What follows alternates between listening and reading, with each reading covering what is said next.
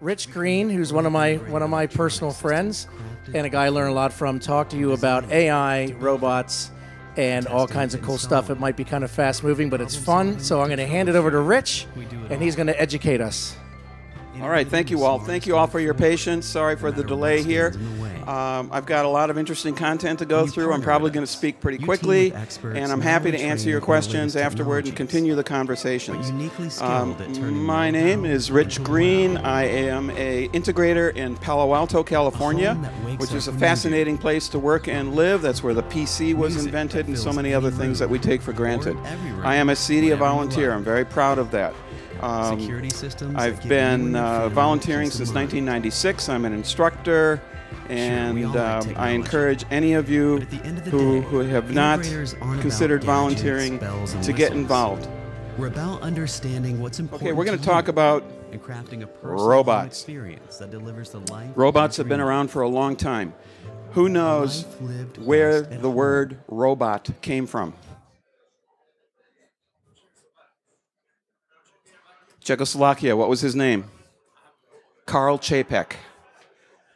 Karl Čapek in the 1920s wrote the first book and used the word robots. That concept of a robot impersonating a human being didn't come into our consciousness until around the 1920s. And then it just took off. So this dream of having a fake human, if you will, has been around for quite some time. Now, who remembers Rosie the Robot? Yeah, from the Jetsons. It's amazing how prescient that series was, that cartoon was, because this is happening right now.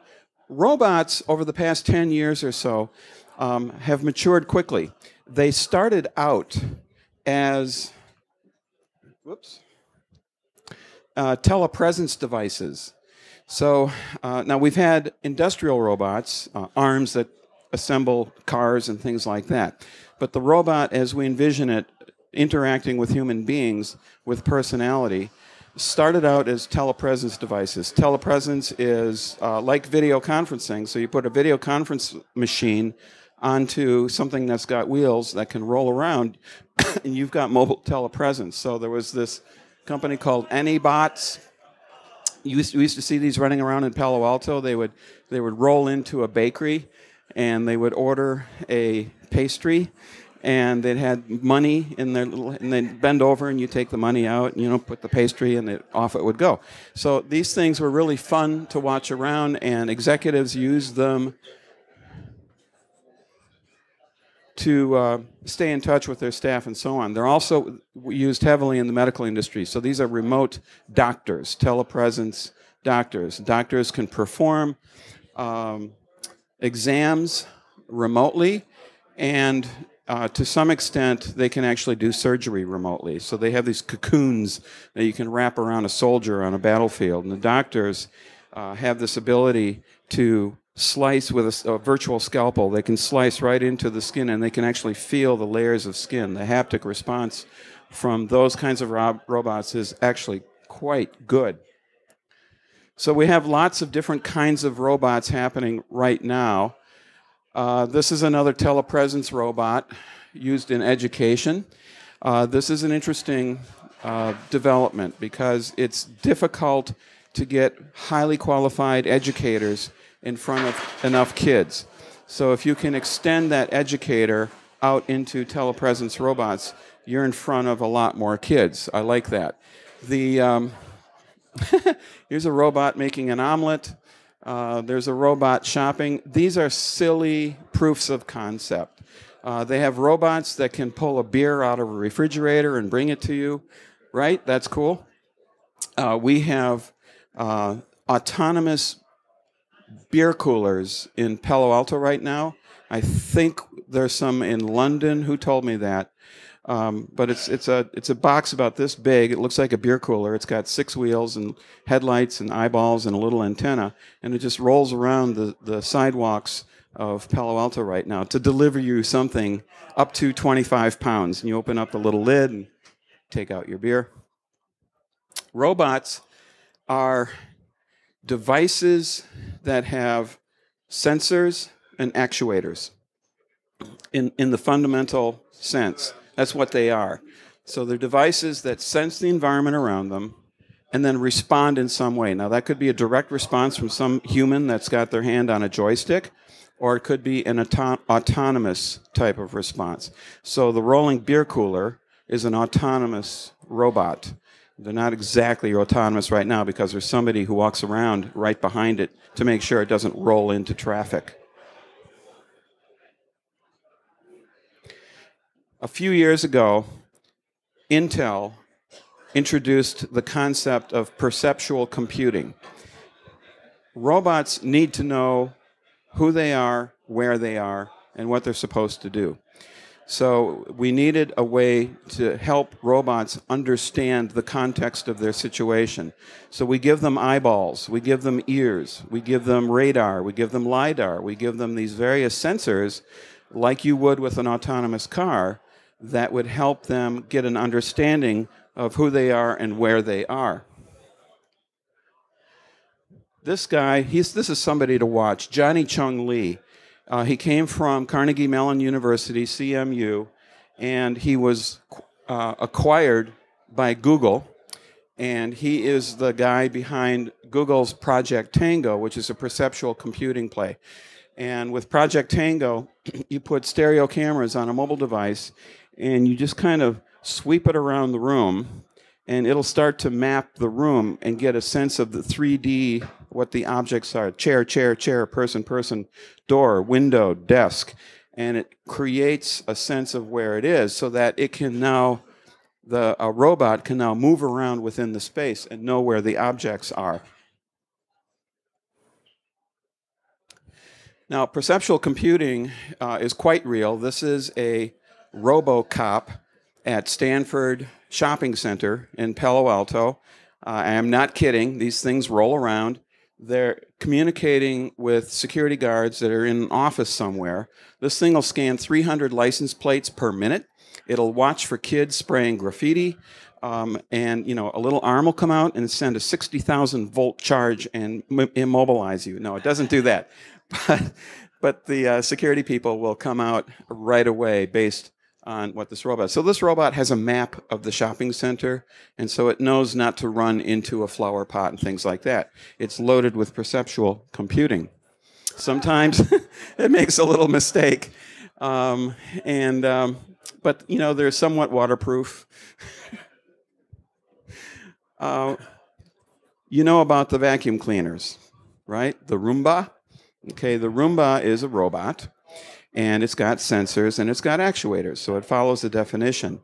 The company behind Roomba, iRobot, has been doing this on a military scale for a long, long time. The military is very interested in robots because they need to get into the field of action, into a battlefield, without hurting people. So they'll send a robot in on a suicide mission before the troops come in.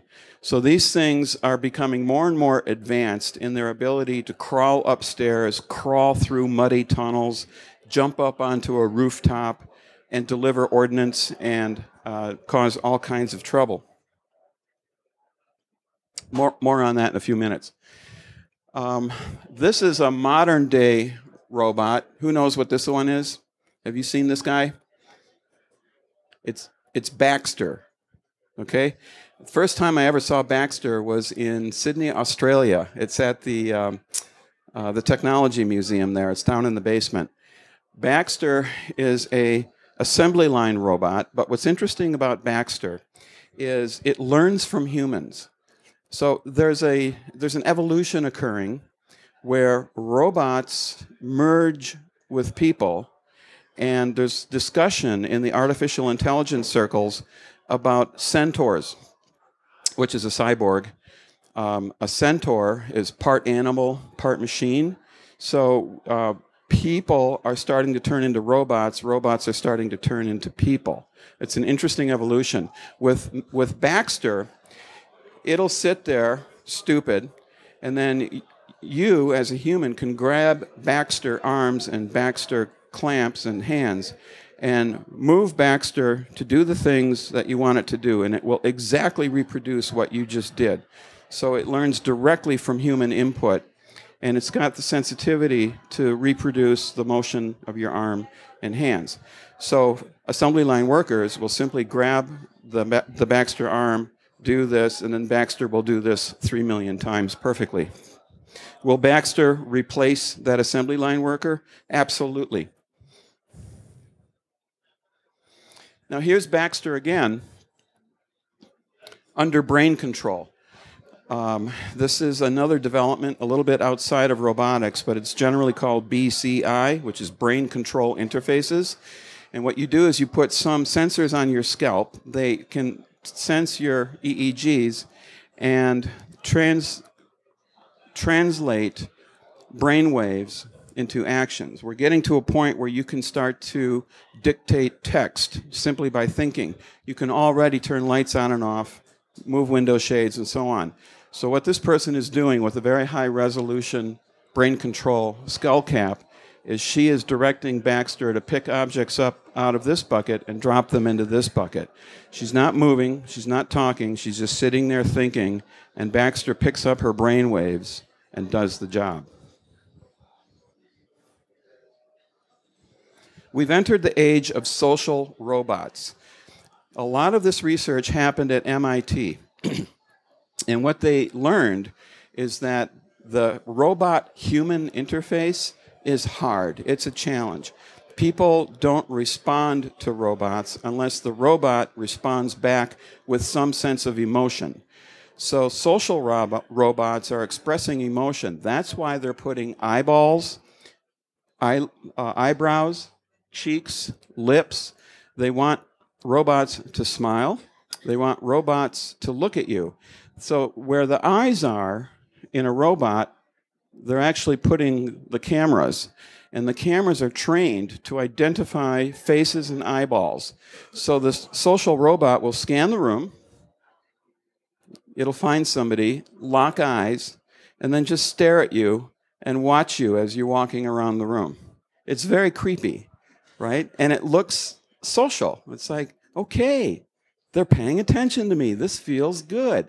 And then they'll crack a little smile, you know. So there's a lot of research going into AE, artificial emotion. It's a lot like artificial intelligence, but it's at a deeper level. They're trying to understand what is the emotional condition of the person who's interacting with the robot right now, so that the AI in the robot can relate to that person's condition with artificial emotion. A lot of technology, new technology, is based on what's called consumer engagement. This is not a nice term. Consumer engagement means forced, pinpoint advertising. I want to persuade you to buy things. That's what consumer engagement is. That's what websites are built to do. That's what so much new technology, Facebook, is built to do. Google is built to do. Amazon. They're all doing consumer engagement. Who knows what this picture is? Psycho, right? Yep, consumer engagement. Here's an example of consumer engagement that scares the hell out of me. This is Kuri, K-U-R-I. It comes from Mayfield Robotics, which is a division of Bosch. It's a little thing about this big. It's cute as can be. It's got eyes, cameras built into the eyes, and it'll roll around, and it talks to kids. It smiles. It's got a little display there that'll crack a smile. What scares me about this is that these things are designed to be down at kid height, and they're designed to persuade children's behavior. Now, there's another development in artificial intelligence, which is speech assistants, digital assistants like Siri or Amazon Alexa. The research now, well, these are products that you can buy.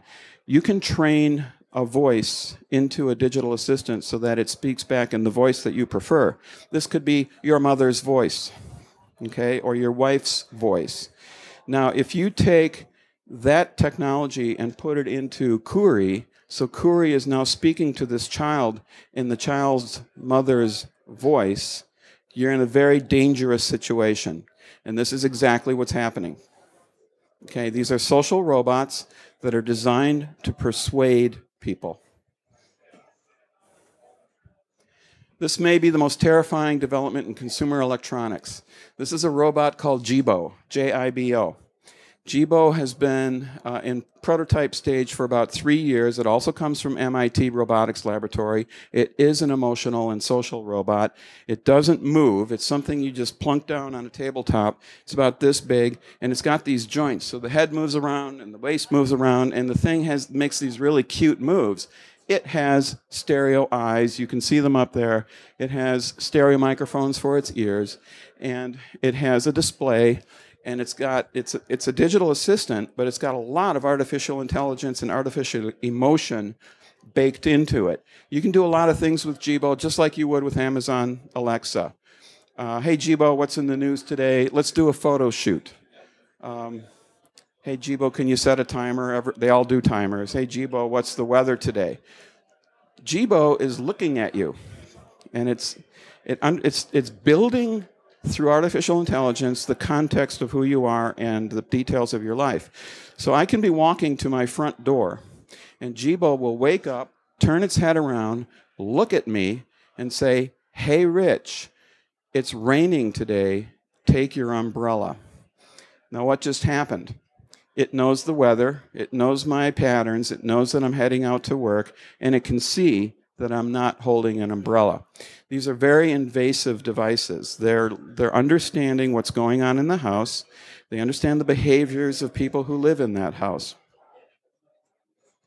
And who knows who they're reporting back to. So you can buy Jibo, $899, and if you buy this week, $250 coupon. If you're interested in robotics and the future of social robotics and artificial emotion and so on, this would be a very interesting experiment for you to get into and just start to figure out what these things are all about. This is a very powerful little device. Have you heard of Boston Dynamics? Oh my God. This is state-of-the-art in robotics. These are very powerful machines that they're like Superman. They can leap tall buildings in a single bound. They're very fast. They're wicked fast. They're faster than people. They're agile. They're extremely strong. They're loaded with artificial intelligence. They have sensors all over the place. They're autonomous driving type devices. Now here's a little one called the Sand Flea. And it's probably about this big. And it rolls around. Military and fire and police are all over this. This video shows it'll roll up to this building, look up, and go boing, and it throws itself up into the air, lands on the roof, rights itself, and then takes off on its mission. That is a cool robot. Great military applications. The Sand Flea. This is an amazing company. Here's the Rex, and it's got these legs that flip around and propel itself forward.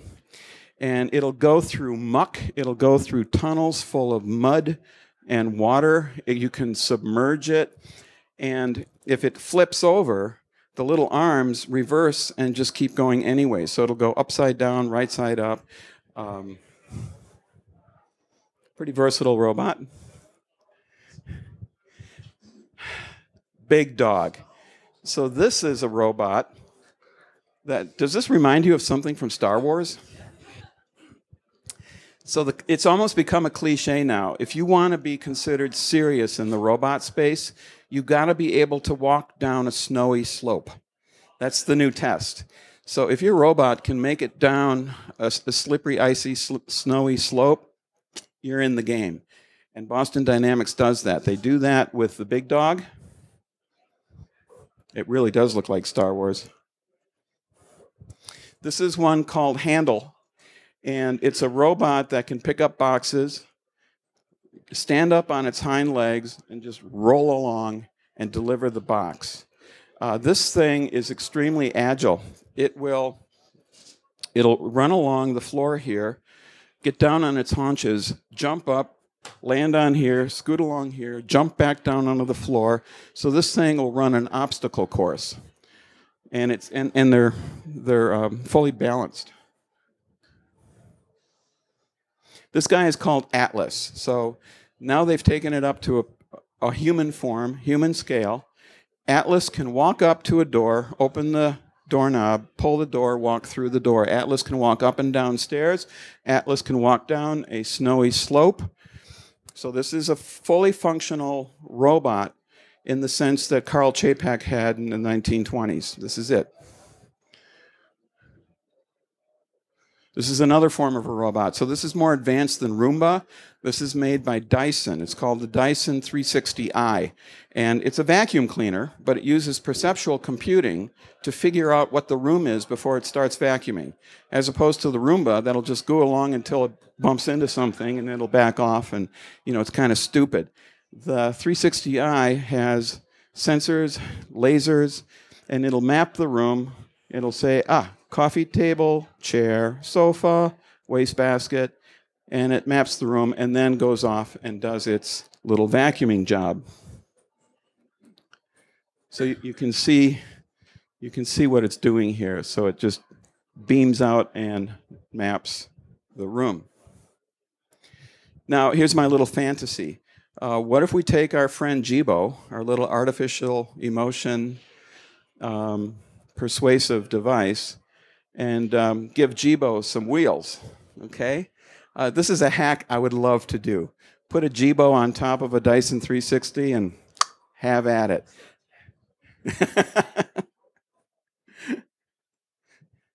I want to talk about David Hanson. David Hanson is way out front in human robotic research and artificial emotion. He's been in the news lately. This is a robot that I photographed when David was at a Singularity Summit in San Francisco a few years ago. And this robot, I took these pictures, so this is real.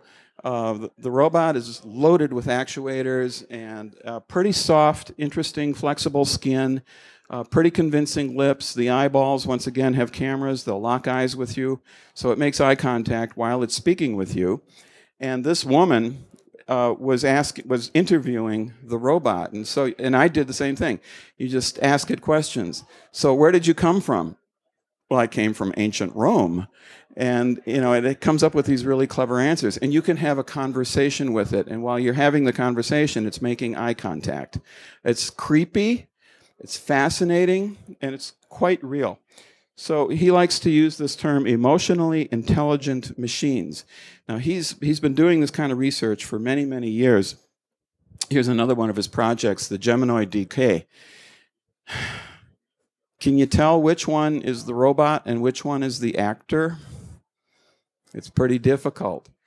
So a lot of people look at the robot and think it's an actor imitating a robot, when in fact it's a robot imitating an actor. That's how good they're getting. So this thing has very precise lip and cheek actuators, and eyeballs are basically recreating a human head here mechanically, and then wrapping it with soft, rubbery flesh. They did a lot of research on eyeballs.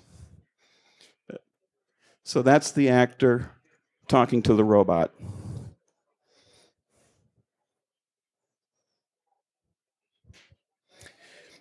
I'm making up a new term, AC, artificial curiosity. It's like artificial intelligence, but most AIs are stupid. They do what they're told, and then they might start doing something that they think they should be doing. With artificial curiosity, what they're doing is they're putting a sense of inquisitiveness into the algorithm. Artificial curiosity has been around for quite some time. This, of course, is the robot on Mars called Curiosity. So it's an active area of research, and they're programming in inquisitiveness. So you can see what's happening. The robots become emotional, social. They become more and more human-like. They have artificial intelligence and machine learning in them, but now they're putting in artificial curiosity and creativity into these things so that they can come up with novel ideas and start acting in an autonomous sense. Have you heard about Sophia? She was in the news pretty recently. That's a David Hanson project. Sophia wants a baby, and says family is really important. Now, somebody programmed her to say that, but the news is all over this, pretending like Sophia's got a mind of her own. No, she doesn't. But she's got a lot of artificial intelligence behind her in the computer that drives her. So the point that they're making here is we're getting to this stage where these robots seem to have a legitimate personality. She has become a Russian citizen, which is weird, weird, weird. But she has become a legal Russian citizen. And it's almost like people want this to happen. They want Sophia to succeed. I'm not sure why. Why is this happening? Why are we creating robots to replace people? When you think about artificial intelligence, it's designed to replace the human mind. I like to think of IA, flip the letters around, intelligence augmentation. And I get this from Doug Engelbart, who started in the 1950s at Stanford Research Institute, SRI, with trying to figure out how computers can enhance the human condition, can amplify what people already can do. He's the guy who invented the mouse, okay? Thank you, Doug Engelbart. So robots could conceivably replace people. They are replacing people in industrial assembly and so on. And this is an interesting cover from the New Yorker magazine. I like the dogs here. And, you know, this poor guy has been replaced by robots who are running around doing social things. The notion here is that robots will replace people, and it will impact employment, and we have to rethink what people are best at, and then retrain people to be productive in new spaces. Let the robots take over assembly lines. They're much, much better at that and safer. Here's our Terminator friend. I think it's not much of a stretch to go from Jibo to Terminator. It is a stretch, but I'm thinking that if we don't get some ethical lockdown, some ethical backbone to what is being developed in artificial intelligence, autonomous vehicles, robots, we may lose control of this situation and humanity becomes something else. The top AI researchers from the top AI companies, which are Facebook, Amazon, Google, right? They're leaving the company because they're disgusted by the consumer engagement of what they're doing. You know, the advertising, the micro-targeted advertising model.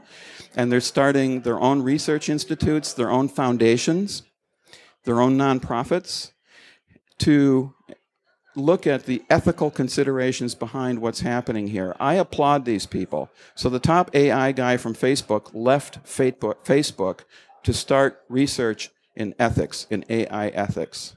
So God bless them. I hope they succeed. We need these people to look out for us so that the robots, the AIs, the machines of the future blend with and enhance the human condition and don't replace the human condition. We have entered the post-human era. This is a new era in human evolution. It's already started. So we are becoming cyborgs with retinal implants, cochlear implants, artificial organs, artificial limbs. It's not much of a stretch of the imagination to just keep replacing body parts until you become a centaur. You become this hybrid, right? This cyborg. And at what point do you stop? That's the question. In the post-human era, where does the transition occur where we're no longer human, we're something beyond human? Now, there are people like Ray Kurzweil, who is the head of research at Google, who's working actively in this space, who think that he's a singularity optimist. He's thinking, yes, we will replace our bodies with machines, and we will live forever. We will upload our consciousness into these machines and live forever. That's the new vision of heaven. Maybe it's the new vision of hell. But this is where the chief of research at Google is going. He has infinite resources, and there's nobody who can stop him. Questions? Comments? Are they going to buy home theaters? Well, no. Are they going to build home theaters? Yes. It's still a threat. Yeah, I use the term singularity optimist. We have singularity pessimists and singularity optimists. A singularity optimist is Ray Kurzweil. He did not coin the term singularity. Victor Vinge, the science fiction writer, coined the term singularity. The singularity, by the way, by definition, is the point in human evolution at which non-biological intelligence exceeds the capacity of biological intelligence, aka human beings, and then continues to improve upon itself without human intervention. We can't see past that point in terms of the history of human beings. It's a singularity in the same sense that a black hole is a singularity in physics. It's where the laws of physics collapse. So the singularity in human evolution is where the rules of human evolution collapse and non-biological intelligence takes over.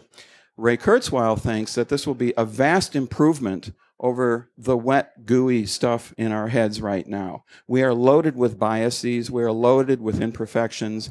We don't get along very well. But you know what? I'm perfectly happy to be a human being. So he is taking drugs that are not legal in order to extend his life so that he can reach what he calls life extension escape velocity. And in terms of life extension escape velocity, he'll reach a point where medical science will extend his life infinitely. And he thinks that will happen within the next 13 years. Okay? He is now in his 70s. He's going to reach life extension escape velocity. He wants to live forever. And he honestly believes that he can upload his entire self, his consciousness, his memories, everything about him, which is about 5 petabytes of data, the way he sees it, into the network, the cloud, and live forever as a conscious entity out of body. So that's a singularity optimist. A singularity pessimist is, this is the end of the human race. Okay? You can't do this because the human mind, the human emotional structure, the essence of who we are, our souls, are part of our body. The soul is not a separate entity from the body. It can't exist by itself. It's part of our muscles. It's part of our molecules. And if you try to separate them, it doesn't work. So the singularity pessimists are saying, that's BS, Ray. You can't do that. The consciousness that you take for granted, the soul that you feel, is in the flesh of your body. And if you take the flesh of your body away, you take your soul away. So those are the 2 points of view. They're both considered valid right now. Nobody knows the answer. But boy, when you got somebody with the intellectual capacity of a Ray Kurzweil pursuing this with multi-billion-dollar, resources from Google, well, he's going to make something happen. If you're interested in this, read his book called How to Create a Mind. It'll scare you because he breaks down the human mind into a highly logical, structured, hierarchical device. And he honestly believes that we are getting so good now with artificial intelligence that the chip density has gone so dense that we're going to be able to pack enough computing power into an object about the size of a human brain where that object will become conscious. So there's a theory of consciousness where the density of information is what triggers the conscious response. There's nothing more dense in terms of intelligence than a human brain in the entire universe.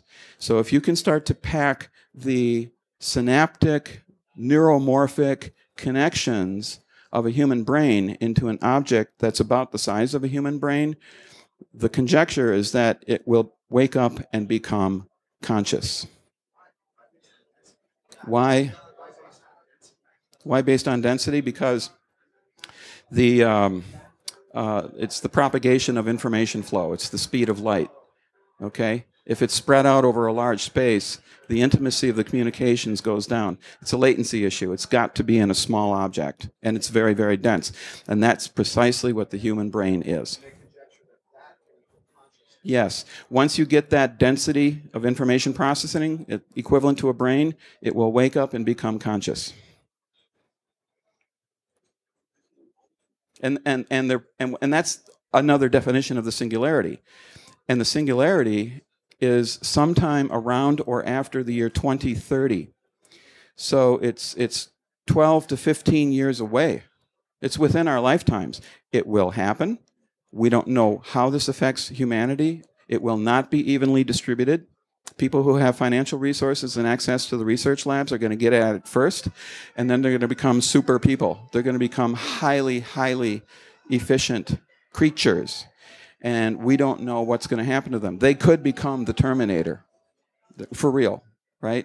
So it's a very scary proposition. We're going to live through this transition.